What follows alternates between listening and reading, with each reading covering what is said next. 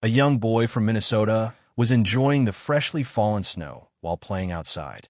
However, when his parents checked on him just a short while later, he had inexplicably vanished without a trace. The mystery lingered for 8 long years until, one day, his father happened to look under the neighbor's old dog kennel. What he discovered there sent a chilling shiver down his spine, making his blood run cold.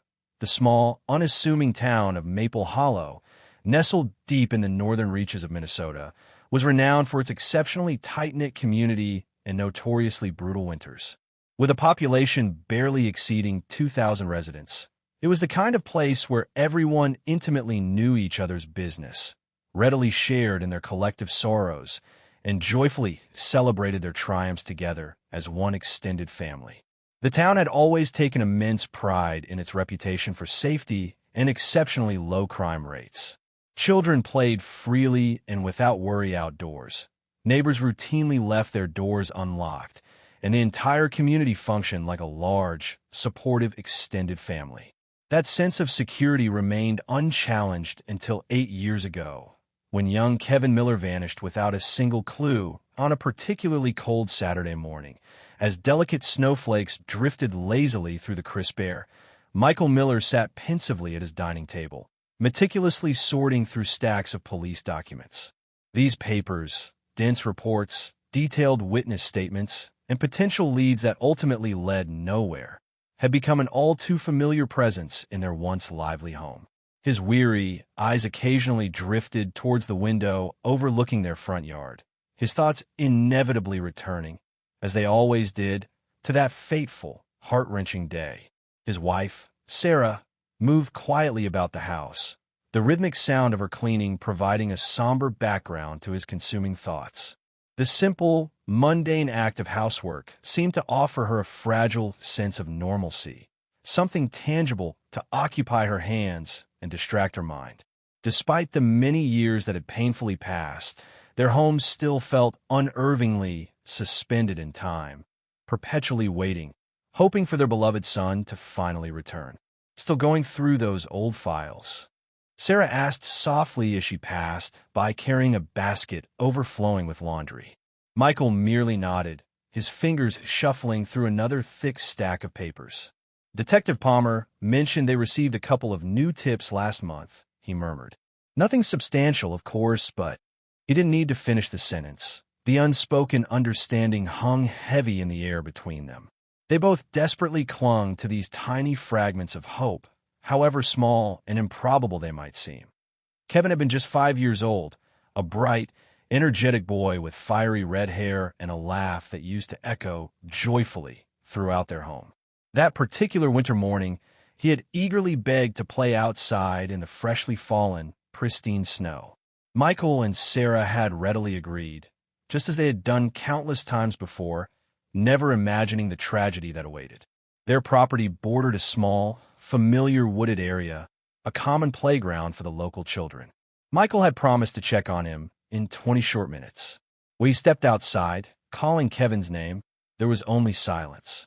Kevin was gone. The search that immediately followed was unlike anything Maple Hollow had ever witnessed before. The entire town mobilized instantly. Search parties tirelessly combed the dense woods. Divers bravely checked the frozen lake half a mile away, and police meticulously interviewed every single resident. Days bled into weeks, weeks stretched into months, and eventually the active, large-scale search was reluctantly called off. But Michael and Sarah never stopped looking, never stopped hoping. The sudden chime of the doorbell pulled Michael abruptly from his somber thoughts. He rose wearily from the table, automatically straightening his worn sweater as he made his way to the front door. When he opened it, he found Mr. Davies, their neighbor from across the street, standing somewhat awkwardly on their porch.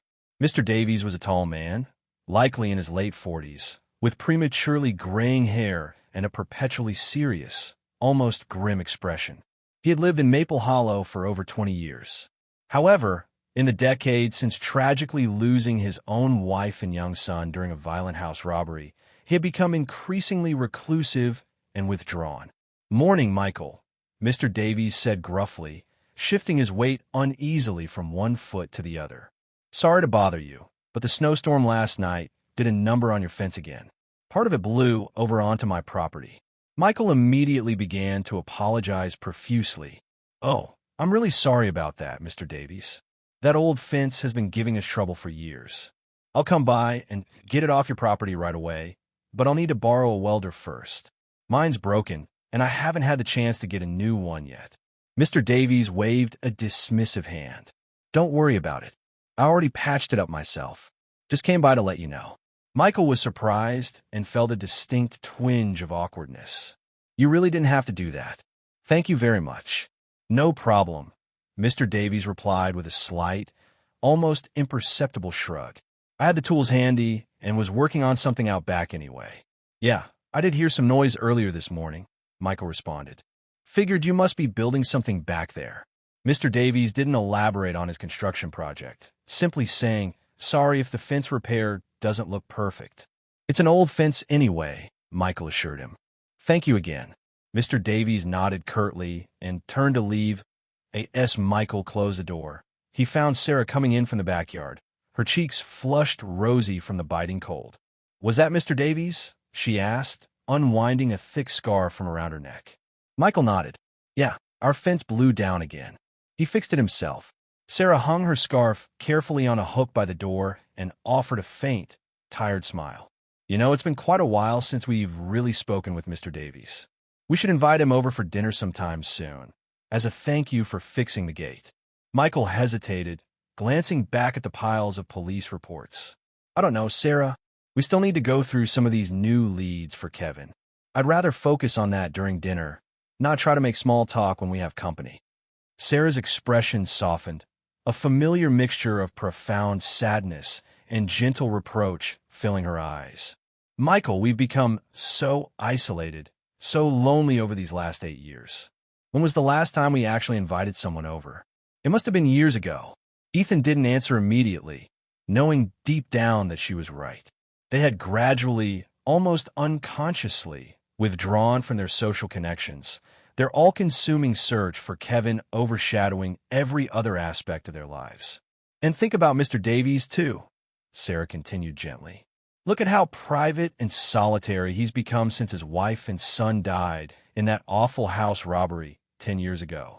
Can you even imagine living all alone like that for so many years? He must be an incredibly lonely man.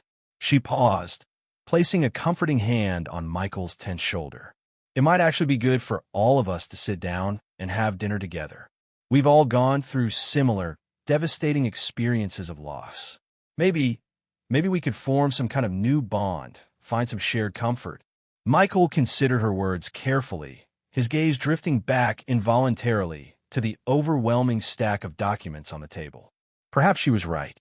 Perhaps they both desperately needed this small, tentative step back towards normalcy, however fragile.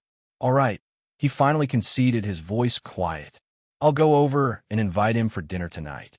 Sarah's answering smile, though tinged with melancholy, felt genuine, and it was worth the concession. It had been far too long since he'd seen even a flicker of real happiness on her face. Michael zipped up his heavy winter jacket and stepped back outside into the crisp, biting winter air.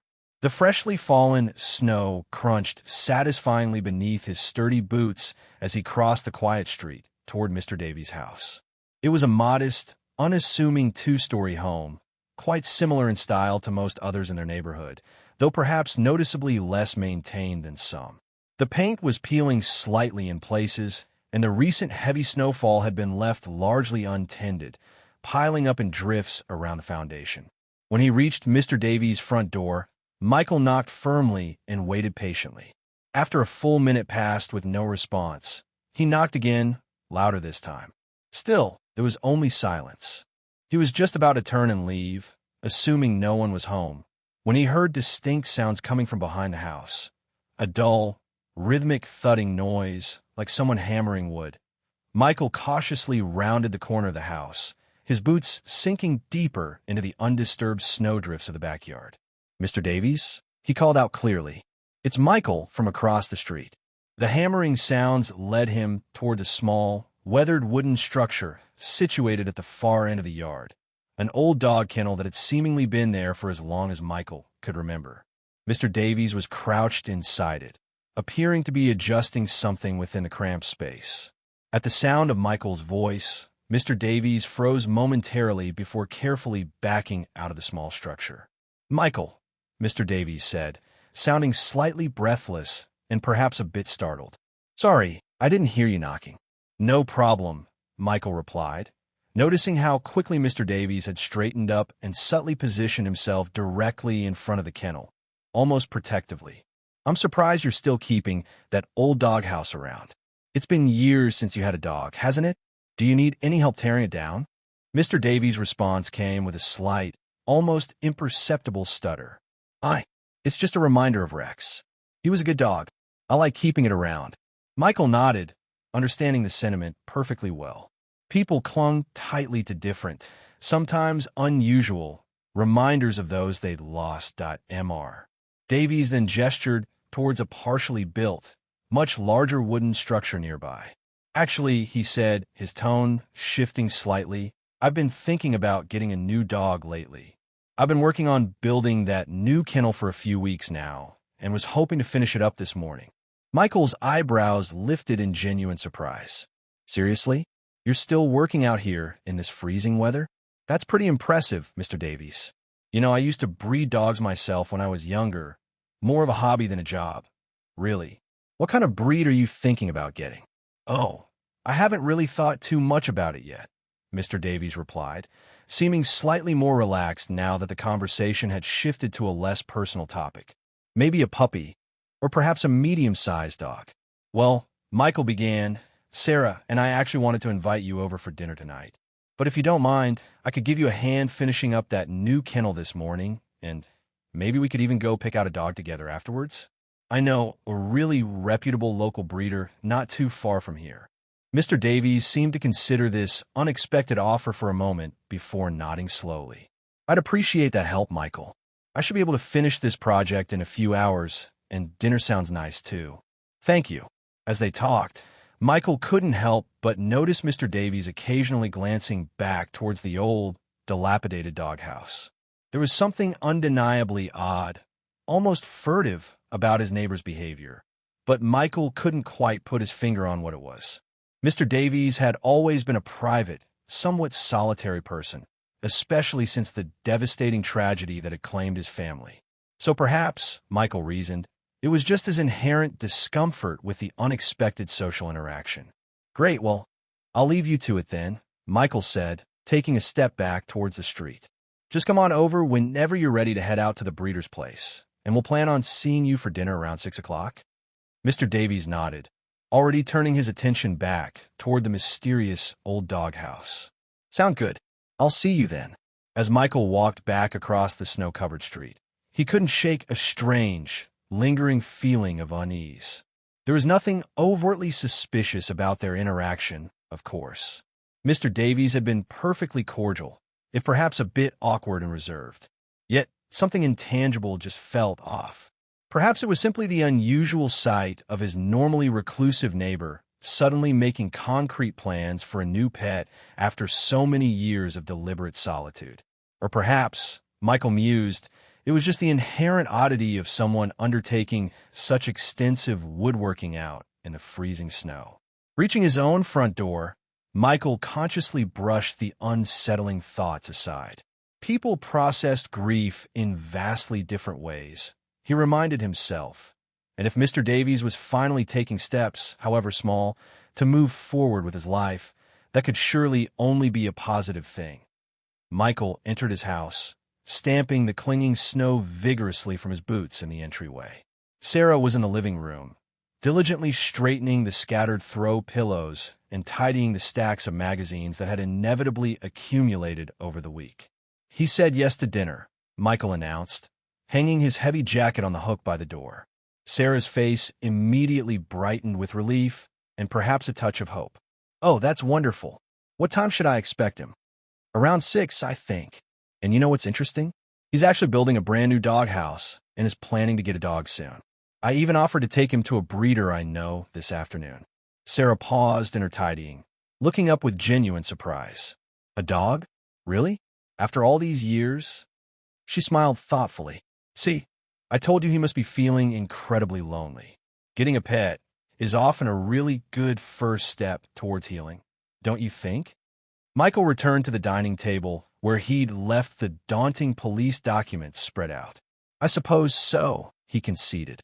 It's just unexpected, that's all. He's kept that old, falling-apart doghouse all these years, almost like some kind of memorial. Sarah resumed her cleaning, moving purposefully into the kitchen. Well, people find all sorts of different ways to move on, she commented pragmatically. Speaking of which, she added, her tone shifting, we desperately need groceries for dinner tonight. We're running low on practically everything, and I really want to make something special for Mr. Davies. Michael sighed quietly, looking down with resignation at the stack of papers still demanding his attention. He had been sincerely hoping to spend the morning finally reviewing the supposed new leads, compiling his thoughts before the relentless demands of the upcoming week consumed his time yet again. Can you maybe grab what we need? I'd really like to try and get through these documents today, if possible. If you don't mind, could you possibly help me with the grocery run instead? Sarah asked gently but firmly. I really want to clean the house properly before tonight. And, I don't drive very well in this kind of snowy weather. Besides, it's far too cold to walk or wait for the unreliable bus service. Michael looked at his wife's hopeful, expectant expression and felt a familiar, sharp pang of guilt. She asked for so incredibly little these days, and ultimately she had been the one to suggest reconnecting with their neighbor, a small but potentially significant step back towards some semblance of normalcy. All right, he conceded reluctantly. I still have some time before Mr. Davies is likely ready to go to the breeder anyway. I'll do the grocery run, drop everything back here, and then head out with him if he's ready by then. Sarah's grateful smile was undoubtedly worth the sacrifice of his morning plans. She quickly scribbled out a detailed shopping list, adding items thoughtfully as she checked the contents of the pantry and refrigerator. Michael headed outside once more, taking a few minutes to shovel a clear path from their front door to the driveway before starting the car. He let the engine idle for a while, allowing it to warm up thoroughly, his breath curling into small, ephemeral clouds in the crisp, frigid air. Just as he was about to pull out of the driveway, he noticed Mr. Davies crossing the street briskly towards him. Michael, Mr. Davies called out, approaching the car window expectantly. Michael rolled down the window, the cold air rushing in. Hey, all set with the doghouse construction already? Mr. Davies shook his head curtly. Actually, he began, his tone slightly strained. I just remembered I already have plans to meet up with some friends this morning. I'm afraid I'll have to cancel our trip to the breeders, but I'll definitely still come over for dinner tonight. Oh, no problem at all, Michael replied, genuinely surprised that the notoriously reclusive Mr. Davies apparently had social plans. I'm just heading out to grab some groceries now anyway. We'll see you around 6 then. Mr. Davies nodded quickly and turned back towards his own house without another word. Michael watched him go, that strange, unsettling feeling returning with renewed intensity. In all the many years they'd lived across the street from each other, he couldn't recall Mr. Davies ever mentioning friends or any kind of social gatherings. But then again, he conceded internally, they hadn't exactly been close or communicative in recent years, with both families retreating deeply into their private, consuming sorrows. Michael drove towards the supermarket, his mind toggling distractedly between lingering thoughts of his missing son, Kevin, and mentally reviewing the items on Sarah's grocery list. The grocery store was relatively empty for a Saturday morning, most people likely deterred by the increasingly gloomy weather forecast, which predicted more significant snowfall later that day. He methodically worked his way through Sarah's list, carefully selecting each item and even adding a few extra things he knew she particularly liked, but had perhaps forgotten to write down. As he finished loading the groceries into the back of the car, heavy, ominous gray clouds were gathering rapidly overhead, confirming the prediction that more snow would indeed arrive sooner rather than later. Michael pulled out of the supermarket parking lot onto the main road. A familiar car drove past, heading in the opposite direction. He did a quick double take, instantly recognizing Mr. Davies' distinctively older blue sedan. The car's windows were clear enough from the recent defrosting that Michael could easily see Mr. Davies was alone inside, driving away from the direction of their neighborhood. Michael's own route home happened to follow the same main road for a short distance, and he found himself unintentionally trailing Mr. Davies' car from afar. A few minutes later, he watched with growing confusion as Mr. Davies' blue sedan pulled decisively into the parking lot of Northwood's Kennels, the very same local dog breeder that Michael himself had mentioned just that morning. Michael drove past the entrance slowly, a profound sense of confusion settling heavily in his gut. Mr. Davies had explicitly canceled their planned trip together, claiming he had prior arrangements to meet friends. Yet here he was, arriving at the breeder's facility completely alone. For a fleeting moment, Michael considered pulling into the parking lot as well, perhaps to casually inquire. But what exactly would he say? He really had no right to question Mr. Davies' seemingly harmless white lie. Perhaps the man simply preferred to choose a new dog entirely on his own, without the perceived pressure of someone else's opinions or presence. Or maybe, just maybe, he was actually meeting his friends there after all. Still, as Michael continued his drive home, the blatant inconsistency gnawed at him. It seemed like such a peculiar, unnecessary thing to lie about, especially when Michael had genuinely offered his help and expertise. But then again, Mr. Davies had always been somewhat odd and intensely private, even more so since the tragic loss of his family. By the time Michael arrived back home, a light, steady snow had begun to fall again, dusting the landscape in a fresh layer of white. He unloaded the groceries quickly, carrying the bags inside, and found Sarah already busy in the kitchen, humming softly as she began preparations for their dinner guest. "You're back sooner than I expected," she commented cheerfully, taking a heavy bag from his hands. Michael nodded curtly. "Yeah, there wasn't much traffic out. And actually, you won't believe this, but I saw Mr. Davies at the kennel on my way back." "The kennel? But I thought he canceled the trip with you," Sarah asked, puzzled. "He did," Michael confirmed, setting down the remaining bags heavily on the kitchen counter. "Said he had plans to meet up with friends, but I just saw him pulling into Northwood's Kennels all by himself." Sarah paused in her unpacking of the groceries, a thoughtful expression crossing her face. "Well, that is certainly strange," she conceded, "but it's not really any of our business, is it? Maybe he just wanted to take a look around on his own first, get a feel for the place." "Maybe," Michael agreed, although something about the whole situation still felt undeniably off to him.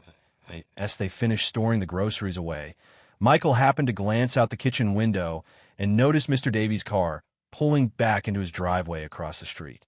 Mr. Davies got out and opened his trunk, revealing a sturdy metal dog kennel inside, containing what appeared to be a large German Shepherd. From that distance, and with Mr. Davies' back partially turned towards him, Michael couldn't see the dog clearly, but he could definitely make out the breed's distinctive coloring and build. "Looks like he's back already," Michael remarked casually. "With a German Shepherd, from the looks of it." Sarah joined him at the window, peering across the street. "Wow, that was quick. He must have really connected with that particular dog right away." "Love at first sight does happen sometimes, I suppose," Michael said, echoing Sarah's earlier sentiment with a hint of irony. "But still seems odd. You know, I used to be a breeder myself. I know these kinds of transactions usually take a bit more time.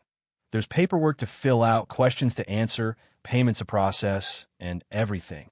He seemed to be in and out of there incredibly fast."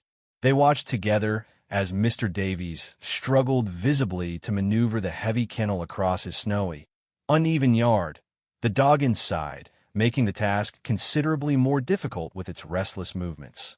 "He seems to be having some trouble with it," Michael observed. "Maybe I should go over and offer to help him." Before Sarah could even respond, Michael was already heading purposefully for the door. He crossed the street quickly, calling out cheerfully to Mr. Davies as he approached. "Need a hand with that, neighbor?" Mr. Davies' head snapped up, his expression momentarily startled, almost alarmed. No, I'm perfectly fine," he said quickly, his tone sharper and more dismissive than the situation seemed to warrant. "I'll see you this evening," he added abruptly, clearly dismissing Michael and turning his attention back to the cumbersome kennel. Taken aback by the unexpectedly curt response, Michael hesitated for a moment. "All right then, if you're absolutely sure," he replied, a little uncertainly. Mr. Davies just nodded curtly, already focusing his efforts back on struggling to push the heavy kennel through the deep snow in his yard. Michael returned slowly to his own house, a growing, persistent uneasiness settling heavily in the pit of his stomach. Something about Mr. Davies' behavior throughout the day just seemed fundamentally off, increasingly strange. But what possible reason did he have to be genuinely suspicious of his quiet, solitary neighbor? The man had been nothing but quiet, albeit distant and reserved, for all these years. As he re-entered his house, Sarah gave him a questioning look. He didn't want any help.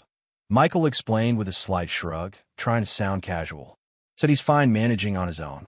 Sarah nodded understandingly, returning her focus to her dinner preparations.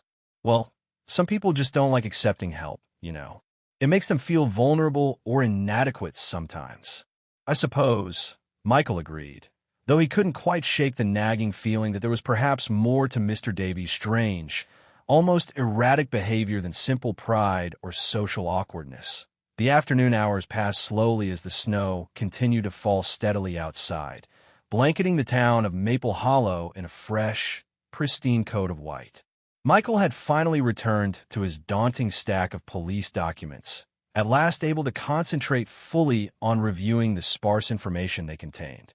There weren't many significant new developments, unfortunately, just the same frustrating, persistent lack of concrete leads that had characterized the agonizing search for Kevin from the very beginning. One report mentioned a possible, unconfirmed sighting in a town located about 200 miles south, but the description provided was frustratingly vague, and the subsequent follow-up investigation had yielded absolutely nothing concrete.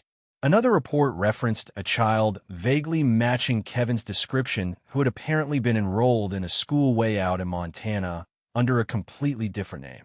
But when authorities had eventually checked into it, it turned out to be simply a heartbreaking case of mistaken identity. Michael rubbed his temples wearily, fighting off the familiar dull headache that always seemed to accompany these draining review sessions. 8 long, grueling years filled with crushing false hopes and demoralizing dead ends had undoubtedly taken their toll. But he knew, deep in his heart, that he couldn't give up. Somewhere out there, possibly anywhere, Kevin might still be waiting, desperately hoping for them to finally find him. As evening approached, the delicious aroma of Sarah's cooking began to fill the house with warm, inviting scents. She had lovingly prepared a hearty pot roast with roasted root vegetables, baked fresh, fluffy dinner rolls, and even made an apple pie from scratch for dessert. It was far more elaborate than their usual, simple evening meals, a clear sign of just how important this small, tentative social occasion was to her. "Do you really think he'll actually show up?" Michael asked somewhat skeptically as he helped Sarah set the dining table. Sarah carefully arranged cloth napkins beside each plate. "Why wouldn't he?" she responded simply. "I don't know," Michael admitted. "He's just been acting so strangely all day long. All those last-minute changes of plans, canceling the breeder trip, the weird way he reacted when I offered to help him with the dog kennel." Michael trailed off, unsure how to adequately articulate his vague but persistent misgivings. "He's probably just feeling nervous about socializing again after being alone for such a long time," Sarah reasoned optimistically. "Let's try to give him the benefit of the doubt, okay?" At precisely 6 p.m., the doorbell rang sharply. Mr. Davies stood on their porch, holding a bottle of red wine, his coat lightly dusted with fresh snowflakes. "I hope Red is all right," he said somewhat stiffly, handing the bottle to Michael. "Perfect.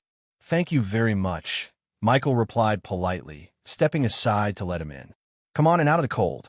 Sarah greeted Mr. Davies warmly, taking his coat and thanking him sincerely for coming over.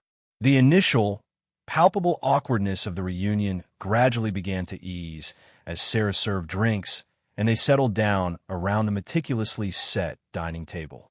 The conversation remained deliberately light and superficial at first, focusing on harmless topics like local news, the worsening weather, and other mundane subjects that required little emotional investment.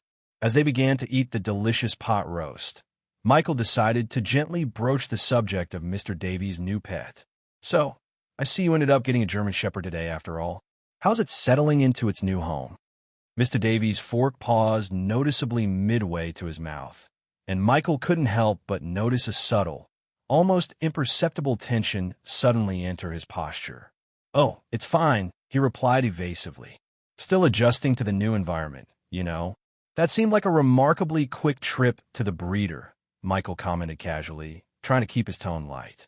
"I happened to see you heading that way on my drive back from the supermarket, right after you had mentioned needing to meet up with some friends." Mr. Davies' eyes flickered nervously for a fraction of a second. "Ah, yes. I'm sorry about that confusion," he stammered slightly.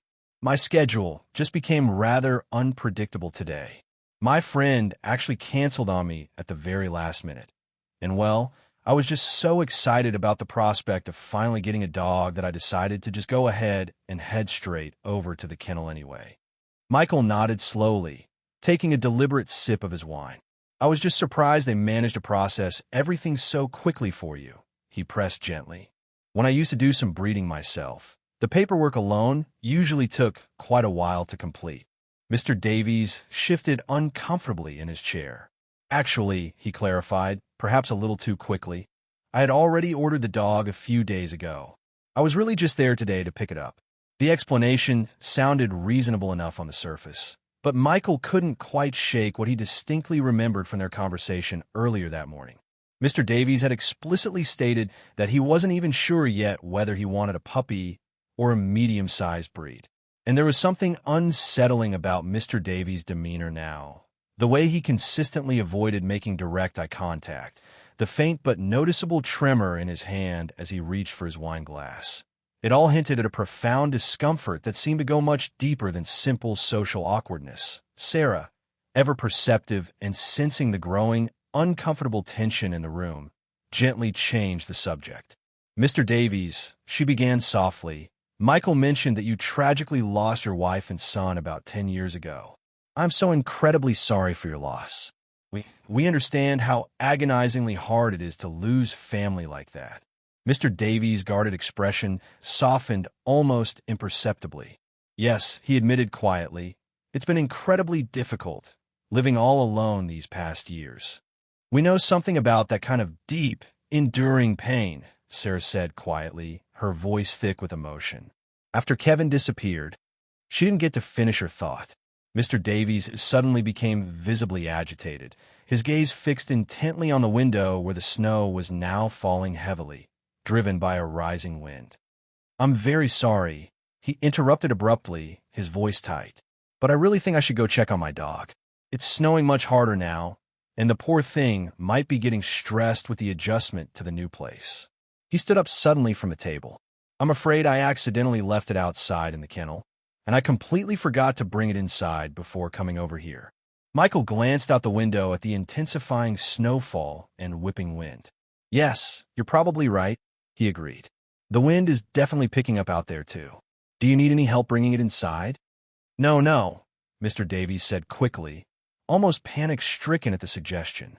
"The dog's a German Shepherd, you know, and it might get alarmed by strangers approaching. Even I'm still just getting familiar with it myself.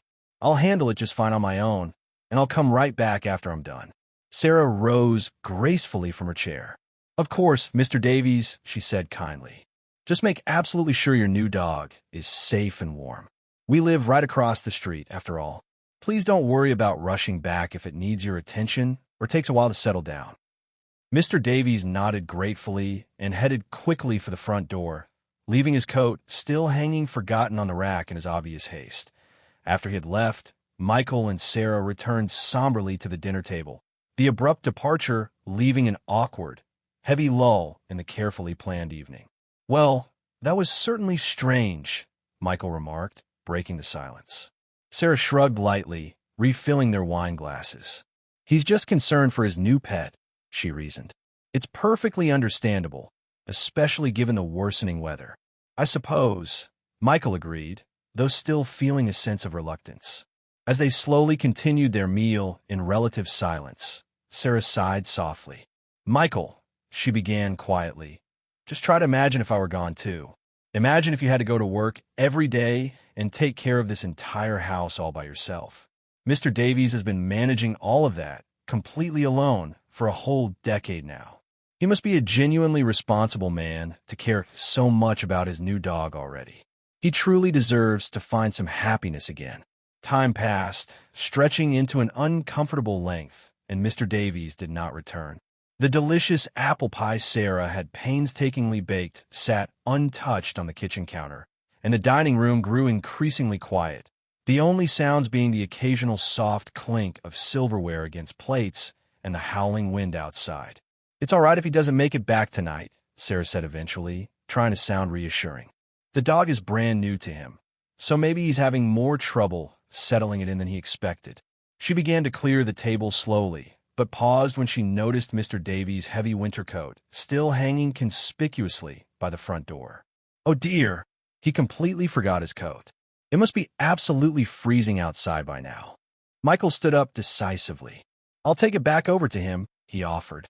Sarah nodded gratefully, continuing to clear the remaining dishes as Michael grabbed both Mr. Davies' forgotten coat and his own before heading back out into the snowy, blustery night.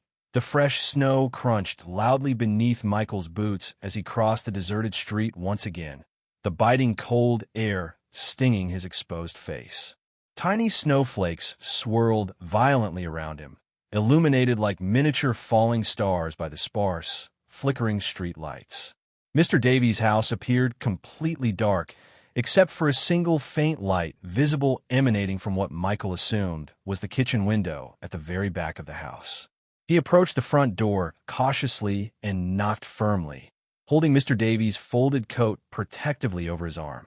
After waiting for nearly a full minute with absolutely no response, he knocked again, much louder this time. Still, there was only profound silence from within. Michael frowned, glancing down instinctively at his watch.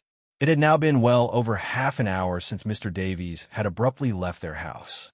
Surely, he thought, it shouldn't take that long just to bring a dog inside. Even if the animal was being particularly difficult or nervous, as he stood there on the cold porch, contemplating what his next move should be, a distinct, sharp barking sound suddenly erupted from the backyard. The dog was clearly still outside, exposed to the harsh, worsening weather. A surge of genuine concern overriding his previous hesitation, Michael made his way carefully around the side of the dark house, calling out clearly as he went, "Mr. Davies? It's Michael again. Are you okay out there? I brought your coat back." The backyard was only partially illuminated by the weak light spilling dimly from the kitchen window. Michael could now clearly make out the large German shepherd, not safely inside the house as Mr. Davies had indicated was his intention, but inexplicably still outside. The dog was moving restlessly, pacing back and forth within the limited confines of its small, old kennel, a heavy chain attached firmly to its collar, significantly restricting its movement. Michael quickly scanned the surrounding yard for Mr. Davies, but saw no sign of him anywhere. The entire situation made absolutely no sense whatsoever. Mr. Davies had specifically left their dinner party with the express purpose of bringing the dog inside. Yet, here it was, still chained up outside in the increasingly harsh and dangerous weather. Approaching the kennel cautiously, Michael noticed something else that struck him as odd. The larger, new doghouse Mr. Davies had supposedly been constructing was still visibly unfinished, despite his claim earlier that morning that he intended to complete it. It was yet another jarring inconsistency in what was rapidly becoming an increasingly puzzling and unsettling day. "Mr. Davies!" Michael called again, louder this time, his voice carrying over the howling wind. Still, there was no response. He moved closer to the house and peered intently through the kitchen window, but could detect no movement inside. Mr. Davies' car was still parked prominently in the driveway, and given the severe weather conditions and the late hour, it seemed highly unlikely that he would have gone anywhere on foot, especially without his essential winter coat. Michael quickly pulled out his phone and dialed Mr. Davies' number. The call went straight to voicemail after several long rings. A growing, chilling sense of deep unease began to settle heavily in his stomach. As he pocketed his phone, the German shepherd suddenly began barking again, this time more intensely, almost frantically. At first, Michael assumed the dog was simply reacting to his continued presence nearby. But as he observed more carefully, he realized the distressed animal was directing its focused attention specifically towards the small, dilapidated doghouse, alternating between sharp barks and low, mournful whines. Keeping a safe distance initially, Michael moved cautiously to get a better angle on the old doghouse. From his new vantage point, he could now see something he hadn't noticed before, a distinct wooden panel set into the floor of the structure that looked suspiciously like it could be moved, possibly a hidden hatch, with what appeared to be an unlocked padlock sitting loosely right on top of it. There was also a faint metallic glint visible, perhaps indicating a handle of some sort embedded discreetly within the wooden panel itself. Drawing on his past experience with animals from his younger dog breeding days, Michael approached the agitated German shepherd very carefully, speaking in low, soothing, reassuring tones. The dog, seeming more genuinely distressed than overtly aggressive, surprisingly allowed Michael to come close enough to carefully unclip its heavy chain from the collar and reattach it securely to a sturdy fence post located several feet away from the mysterious doghouse. With the dog now secured at a safe distance, Michael knelt down cautiously beside the small, weathered structure and peered intently inside. What he had initially assumed was just a simple, rough wooden doghouse floor was, in fact, something far more complex and sinister, a surprisingly sophisticated-looking trapdoor. The sturdy metal handle and heavy latch mechanism were eerily reminiscent of the entrances to old war bunkers he had seen depicted in historical documentaries.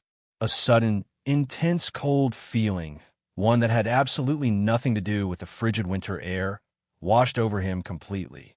Why on earth would Mr. Davies have a hidden bunker concealed beneath an ordinary-looking doghouse? And why had he been acting so incredibly secretive and evasive all day long?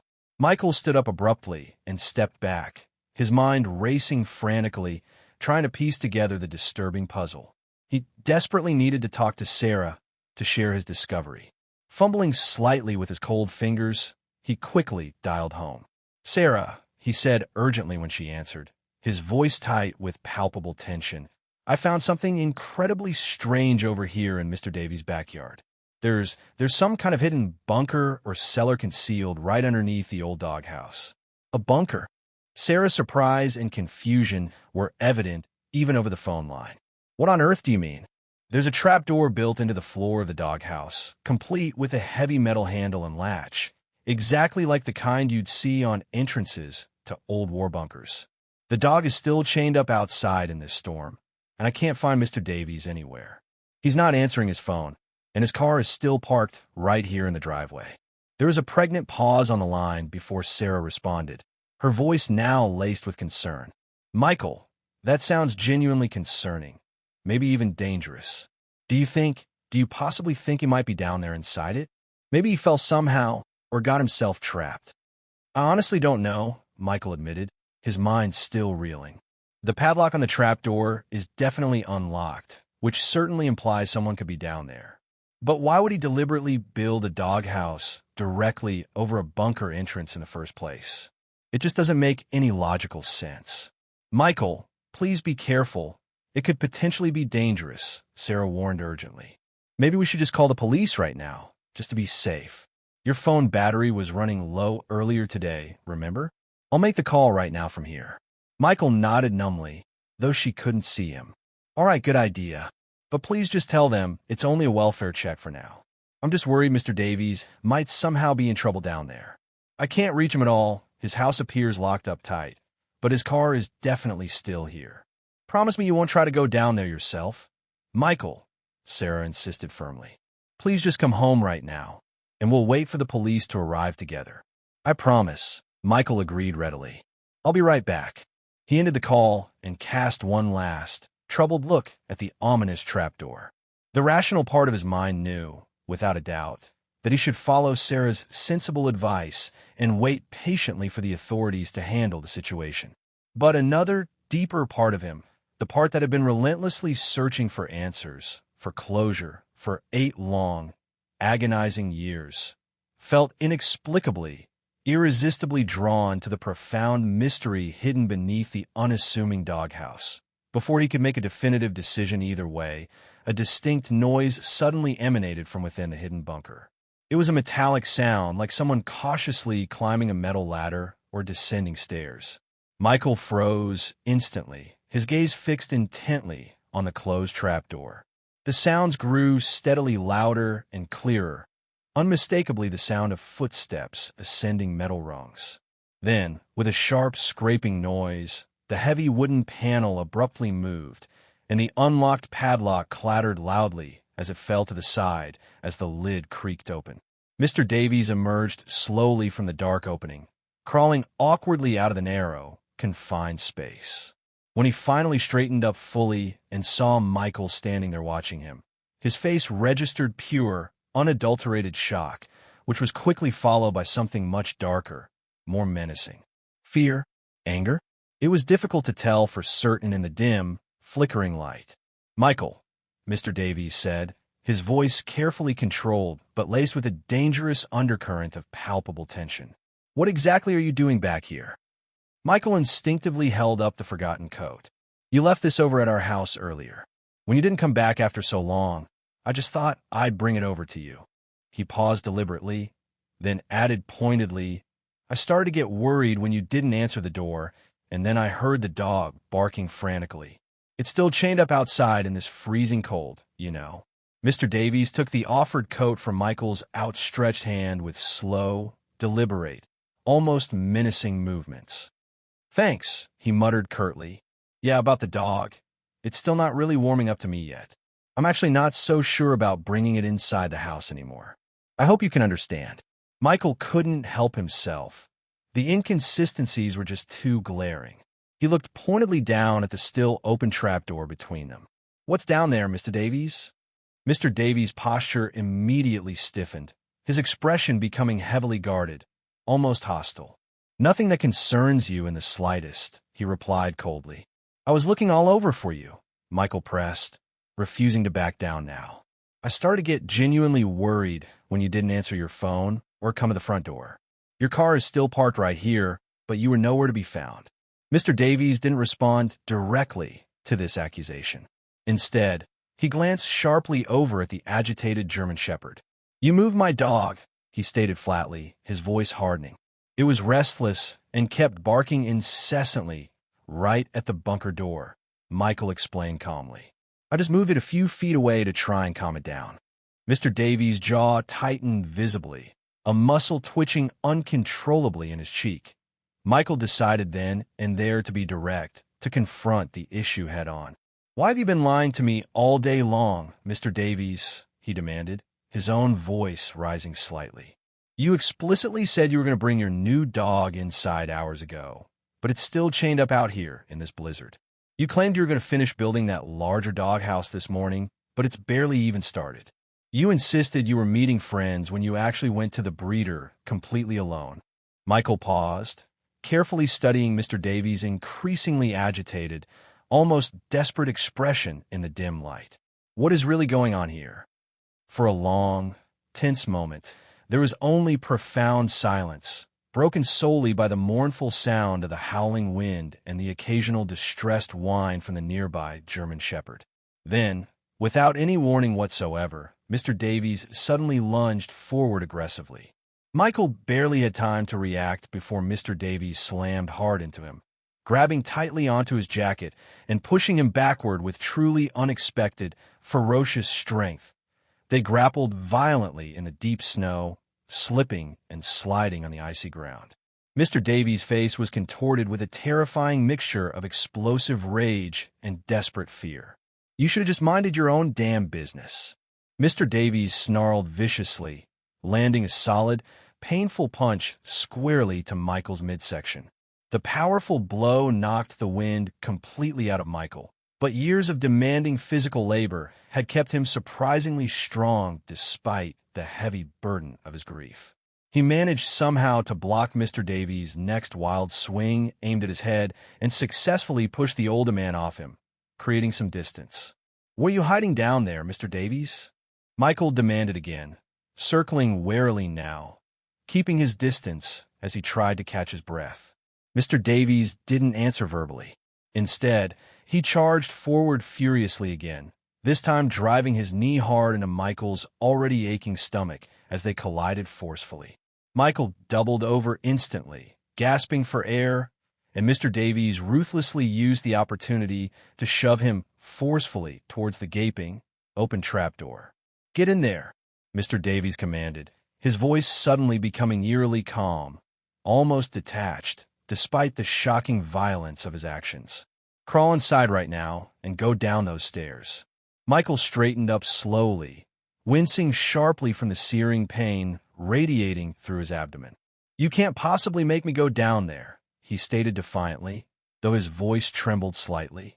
A truly chilling, almost unhinged smile slowly spread across Mr. Davies' face as he deliberately reached behind his back and produced a small, dark handgun. "Well, it's either you climb down there yourself willingly," he said conversationally, "or I'll just drop your dead body down instead. It's entirely your choice." The sudden, terrifying sight of the deadly weapon sent a jolt of pure, paralyzing fear surging through Michael, but he somehow managed to maintain a semblance of outward composure. "The police are already on their way here right now, Mr. Davies," he stated firmly, trying to sound more confident than he felt. "Sarah called them the moment I couldn't find you anywhere.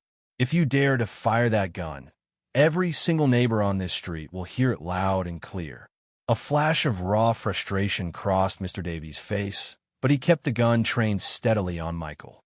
Instead of shooting, he abruptly stepped forward and viciously struck Michael hard across the face with the heavy weapon, sending him stumbling backward, disoriented. Blood immediately began to trickle from a fresh cut just above Michael's eye as Mr. Davies continued relentlessly pushing him towards the ominous doghouse, clearly trying to physically force him to crawl into the narrow, dark opening.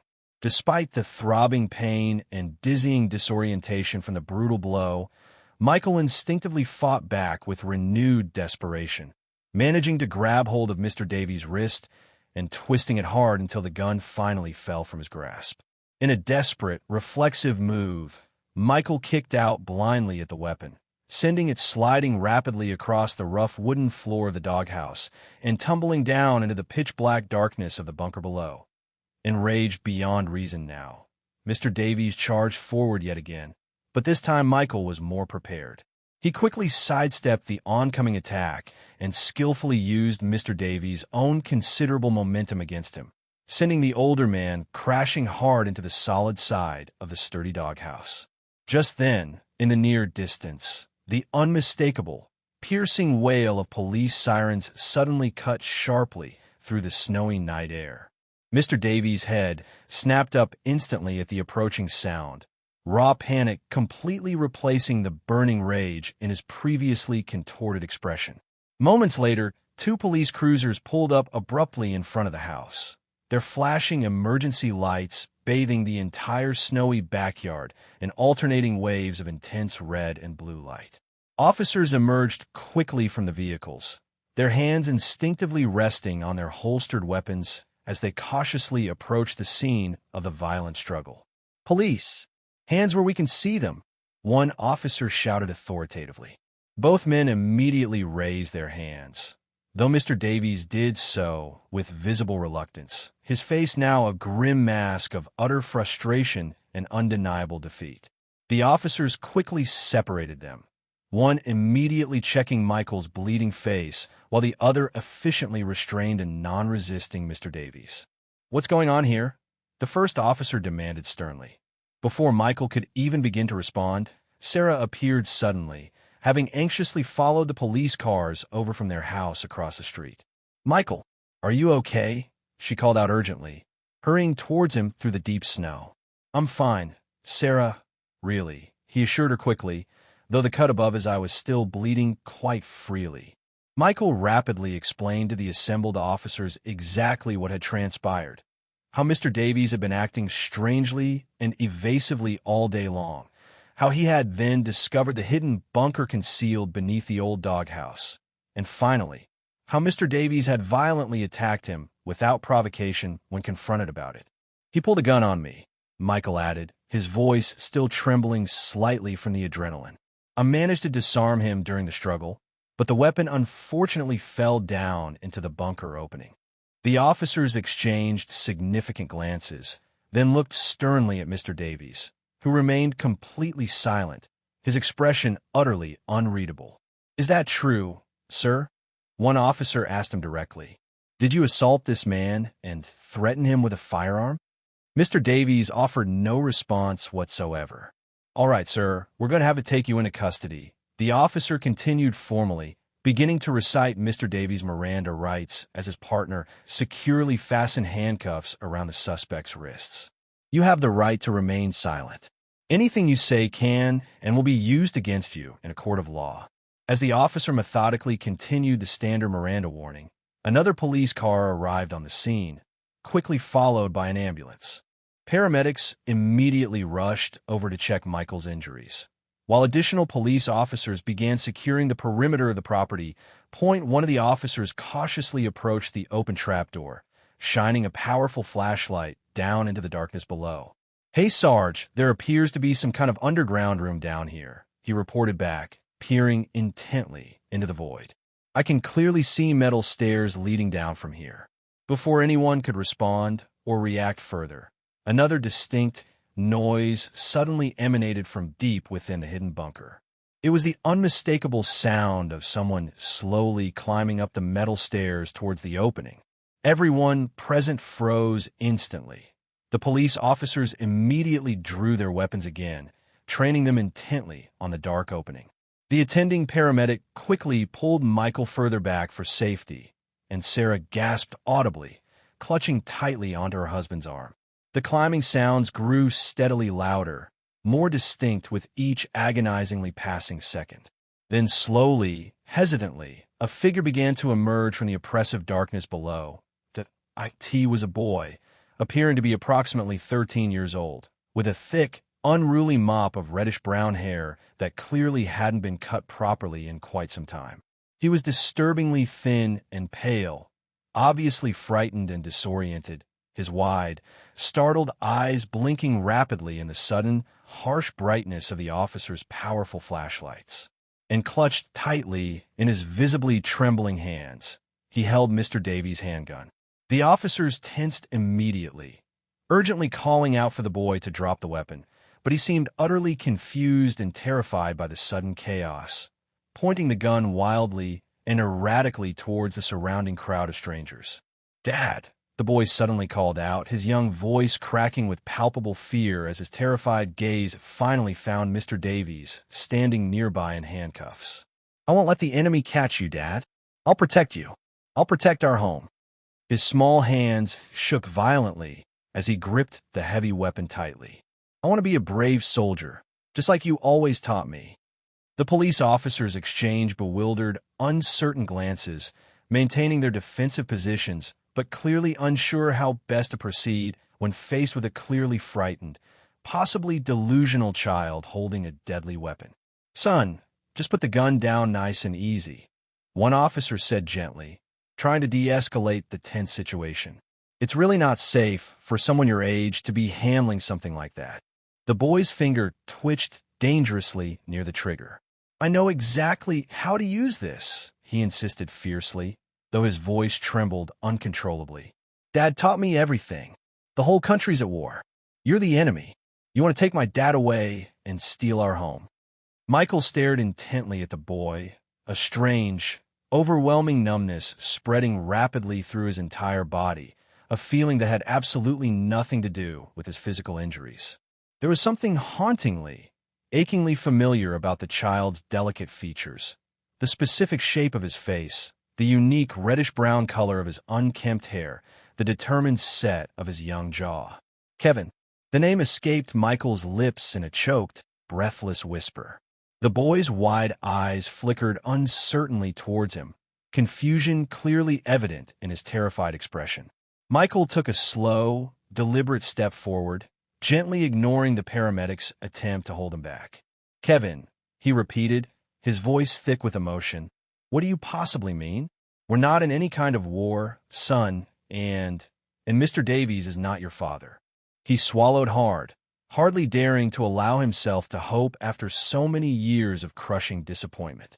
Your mother and I, we are your real parents. The boy's confusion only deepened, his small hands trembling more violently now as he struggled to hold the heavy gun steady. You're lying, he accused, though a flicker of uncertainty had crept into his voice. You just want to kill us both. You hate us. His voice broke pitifully. My real mom died in the war. Dad told me she was shot and killed by the military. Sarah stepped forward now, tears streaming freely down her pale face. With visibly shaking hands, she pulled out her worn smartphone and quickly showed the distraught boy the screen. Her wallpaper, unchanged for 8 long, agonizing years, showed a photo of a much younger, 5-year-old Kevin, smiling widely and innocently at the camera. You were kidnapped, sweetheart, she said gently, her voice thick and choked with overwhelming emotion. We've been searching desperately for you every single day for all these years. We missed you so much, Kevin. The boy stared intently at the photo on the phone screen, his fierce resolve visibly wavering now. He looked uncertainly over at Mr. Davies, silently pleading with his eyes for some kind of guidance or explanation. But Mr. Davies pointedly refused to meet his gaze, staring resolutely down at the snowy ground instead. Taking advantage of the boy's momentary distraction, one of the quick-thinking officers gently approached him from the side and carefully took the handgun from his suddenly unresisting hands, swiftly securing and disarming the dangerous weapon. Kevin didn't resist at all.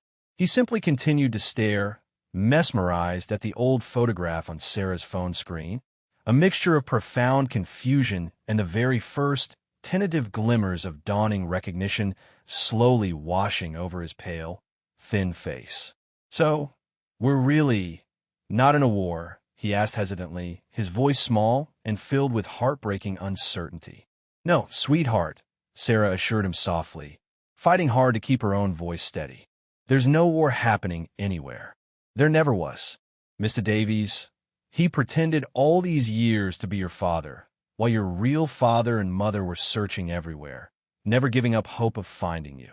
Sarah cautiously stepped closer, tentatively reaching out a trembling hand to gently touch Kevin's arm. The boy flinched slightly at the unexpected contact, but significantly didn't pull away, allowing the gentle touch. It was as though some deep, long-buried memory was finally stirring within him, instinctively responding to his biological mother's loving touch after so many lost years. The paramedics moved in swiftly then, gently wrapping Kevin in a thick shock blanket and carefully guiding him towards the waiting ambulance. Sarah followed closely behind, her eyes never leaving her son, clearly unwilling to let him out of her sight ever again. Michael watched them go, his heart pounding violently in his chest with an almost unbearable mixture of profound shock, overwhelming joy, and lingering disbelief. One of the remaining police officers approached him gently. Sir, we're going to need to ask you and your wife some further questions, of course. But first, let's get those injuries of yours properly treated by the paramedics. Michael nodded numbly, his gaze fixed intently on the ambulance where his long-lost, miraculously found son was now being carefully examined. After 8 excruciatingly long years of relentless searching, of desperately hoping against all rational hope, Kevin had been right across the street the entire time, hidden away just yards from their own home. The following hours passed by in a complete, surreal blur for Michael. Paramedics carefully cleaned and bandaged the bleeding cut above his eye and thoroughly examined his bruised ribs, eventually concluding that thankfully nothing major was broken. Physically, they assured him he would recover quickly enough. Emotionally, however, he was still struggling intensely to process the truly miraculous, almost unbelievable turn of events. Inside the back of the ambulance, Kevin sat wrapped tightly in blankets, quietly answering basic questions from both the concerned medical personnel and the investigating police officers. The boy's profound confusion was heartbreakingly evident. His entire carefully constructed worldview had been completely shattered in a matter of mere minutes.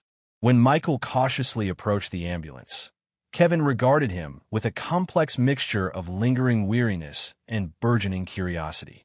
Sarah sat patiently beside their son, not forcing physical contact, but remaining close enough to offer silent comfort and support if he wanted or needed it. "How are you feeling right now, son?" Michael asked gently, careful not to overwhelm the already traumatized boy. Kevin just shrugged listlessly, his eyes darting nervously between Michael and the uniformed officers standing nearby. I don't really know," he admitted quietly. "Everything is just so different now than what what Mr. Davies always told me." One of the officers, a kind-faced woman who had introduced herself earlier as Detective Martinez, sat across from Kevin with a small notepad and pen. "Kevin," she began softly, "I know this must all be incredibly confusing for you right now, but can you maybe tell us just a little bit about what it was like living down there with Mr. Davies? Did he ever hurt you physically?" Kevin slowly shook his head. "No, not really. He was just training me really hard all the time, lots of physical training exercises, and more recently, he started teaching me how to use the gun properly." He paused, frowning slightly in concentration.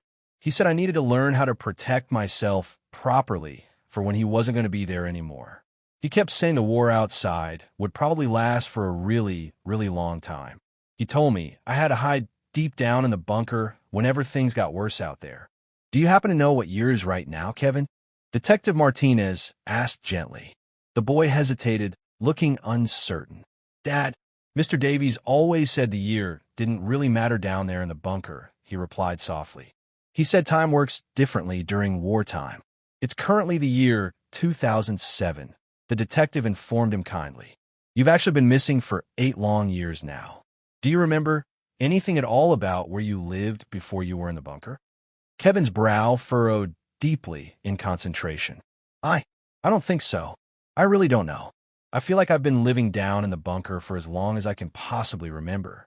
Mr. Davies always told me it was far too dangerous to ever go outside because of the terrible war raging everywhere."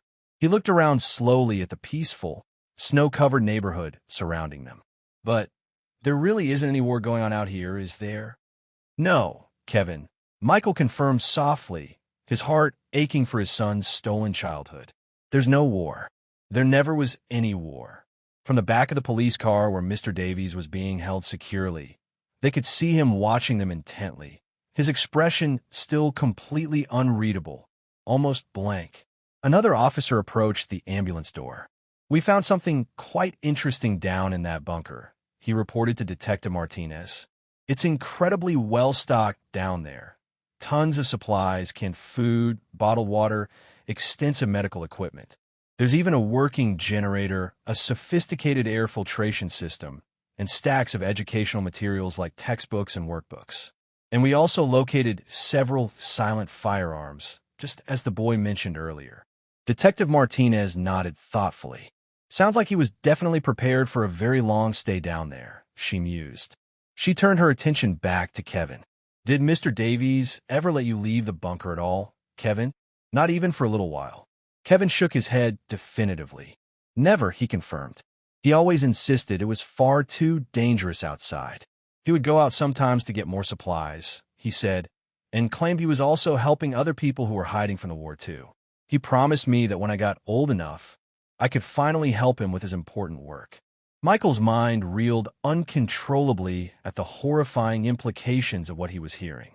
Mr. Davies had cruelly kept Kevin imprisoned underground for 8 long years, meticulously constructing an elaborate, terrifying lie about a completely fictional war just to keep the boy compliant, terrified, and afraid to ever leave the confines of the bunker.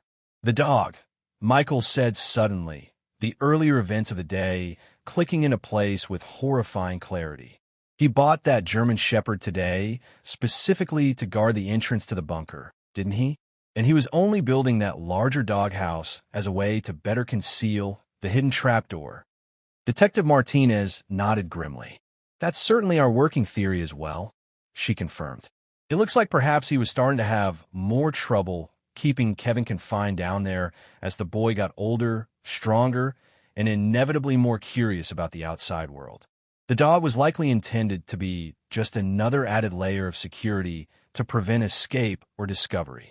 As they continued talking, a specialized forensic team arrived on the scene and began meticulously processing both the underground bunker and Mr. Davies' entire house for further evidence.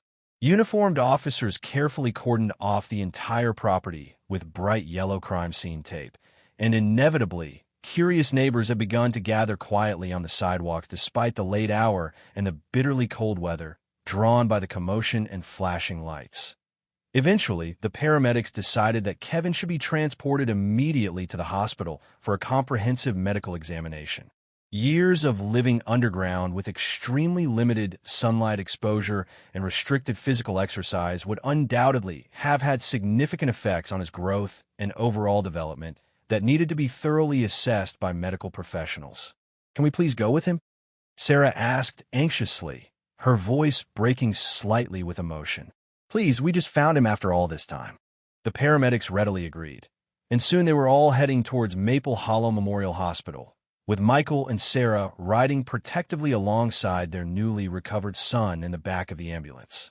They consciously maintained a respectful physical distance during the ride, understanding implicitly that for Kevin, despite the undeniable biological connection, they were still essentially strangers after so many years of separation and deception at the hospital.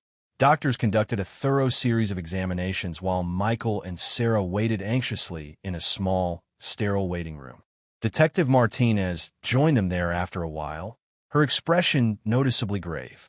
"Mr. Davies isn't saying much yet," she informed them somberly, "but based on what we've managed to piece together so far from the evidence at the scene and from what Kevin himself has been able to tell us, it seems almost certain that he kidnapped your son on the very day he originally went missing 8 years ago. He apparently already had that old, disused war bunker on his property for some reason, and deliberately built the dog kennel directly on top of it to conceal the entrance, though we're still not entirely sure about his initial motive." Michael nodded slowly, the horrific reality sinking in. His own wife and young son were tragically killed during a violent home invasion about 10 years ago, he explained quietly. He was never really the same person after that devastating loss. That trauma likely triggered whatever severe mental break ultimately led him to commit this terrible act, the detective agreed softly. Sarah wiped away fresh tears streaming down her face. 8 years. 8 years of lies and deception, she whispered brokenly. Our poor boy doesn't even know what the real world is truly like anymore. The psychological recovery process will undoubtedly be extremely challenging for him. Detective Martinez acknowledged compassionately. But children can be remarkably resilient, Mrs. Miller. With the proper professional support, therapy, and of course your love, he has every chance of successfully adapting to a normal life again eventually. Just then, Dr. Patel, the kind pediatrician who had thoroughly examined Kevin, approached them holding a clipboard. Physically, she began gently. Kevin is understandably malnourished and shows clear signs of significant vitamin D deficiency, which is certainly expected given the extremely unusual circumstances of his upbringing. His overall muscle development is also noticeably below average for his age group, but importantly, there are absolutely no signs whatsoever of any direct physical abuse. He appears to have been fed regularly and kept in relatively sanitary conditions, all things considered. Sarah covered her mouth, fighting back a sob of profound relief. Michael instinctively put his arm around her shoulders, drawing her close for comfort. Can we see him now?" he asked, his voice thick with anticipation. Dr. Patel nodded kindly. "Yes, of course. But please try to understand that he's still actively processing everything that's happened. It's an immense amount for anyone, let alone a child, to take in," she cautioned gently. "He has asked a few tentative questions about both of you, which is definitely a very positive sign, but please don't expect immediate recognition or spontaneous affection. This healing process is going to take considerable time and patience." They found Kevin sitting up hesitantly in a standard hospital bed, looking incredibly small and utterly lost amidst the crisp white sheets. When they entered the room quietly, he looked up, his expression cautious and wary, but thankfully no longer overtly fearful. "Hi," Sarah said softly, stopping respectfully at a short distance from the bedside. "Hi," Kevin replied quietly, studying her face intently. Are you really my mom?" Sarah simply nodded, unable to speak through her fresh wave of tears. "And you're my real dad?" Kevin asked next, turning his gaze towards Michael. "Yes, Kevin. Yes, I am," Michael confirmed, his own voice thick with overwhelming emotion. "We've been looking everywhere for you ever since the day you disappeared. We never, ever gave up hope of finding you someday." Kevin seemed to consider this profound revelation for a long moment. "Mr. Davies, he always told me my mom died, and that everyone living outside the bunker was a dangerous enemy," he murmured, a deep frown creasing his young brow. "Why? Why would he lie to me like that for so long?" Michael exchanged a quick, uncertain glance with Sarah, unsure how much complex information to explain to the boy at this fragile stage. "Mr. Davies lost his own family a very long time ago. Kevin," he began carefully. I think he was just very, very sad and deeply confused after that happened. He did a truly terrible, very wrong thing by taking you away from us and by lying to you all those years. So, am I going to live with you now?" Kevin asked tentatively, a distinct hint of understandable anxiety creeping into his voice. "Yes, sweetheart. Yes, absolutely, if that's okay with you," Sarah assured him quickly and warmly. "We still have your old room waiting for you at home, kept just the way it always was. But please know that nothing has to happen too quickly. We can just take everything one day at a time, nice and slow." Kevin nodded slowly, processing the information. I don't really remember you," he admitted honestly, his voice small and barely audible. "But when I saw your picture on the phone," he trailed off uncertainly, unable to finish the thought. "That's perfectly okay, Kevin," Michael assured him gently, his heart overflowing with love and patience. "We have plenty of time now, all the time in the world, to get to know each other all over again." In the days and weeks that followed, the incredible story of Kevin's miraculous discovery and Mr. Davies' horrifying deception spread like wildfire throughout the small town of Maple Hollow and beyond. Local and even national reporters clamored relentlessly for interviews with the family that had been so miraculously, improbably reunited after 8 long, agonizing years of uncertainty. Michael and Sarah politely but firmly declined all interview requests, choosing instead to focus all their energy and attention on helping Kevin slowly adjust to his completely new and overwhelming reality. They brought cherished family photo albums to the hospital, patiently showing him pictures from his early childhood, sharing forgotten stories, and gently reintroducing him to the life he had lost before the kidnapping.mr. Davies was formally charged with a litany of serious crimes, including kidnapping, false imprisonment, aggravated assault, and multiple illegal weapons violations. In the wake of his arrest, investigators uncovered disturbing personal journals hidden deep within the bunker, detailing his progressively deteriorating mental state over the preceding years and revealing his chilling obsession with somehow creating a second-chance family for himself after tragically losing his own wife and son. Watching his rediscovered son now, tentatively exploring the world outside the confines of his former prison, Michael felt a profound, almost overwhelming mixture of deep grief for the countless precious years irrevocably lost, intertwined with immense, boundless gratitude for this unexpected, miraculous second chance. The road ahead would undoubtedly not be easy. They all knew that. Kevin would require intensive, specialized therapy to overcome the deep psychological scars left by years of profound isolation, manipulation, and calculated deception. But they were finally together again, against all odds. After 8 long years of relentless searching, of desperately hoping against hope, the fractured family was finally, blessedly whole once more. Thank you so much for listening to this incredible story. If you enjoyed it, please consider liking this video and subscribing to the channel for more content like this. We truly appreciate your support.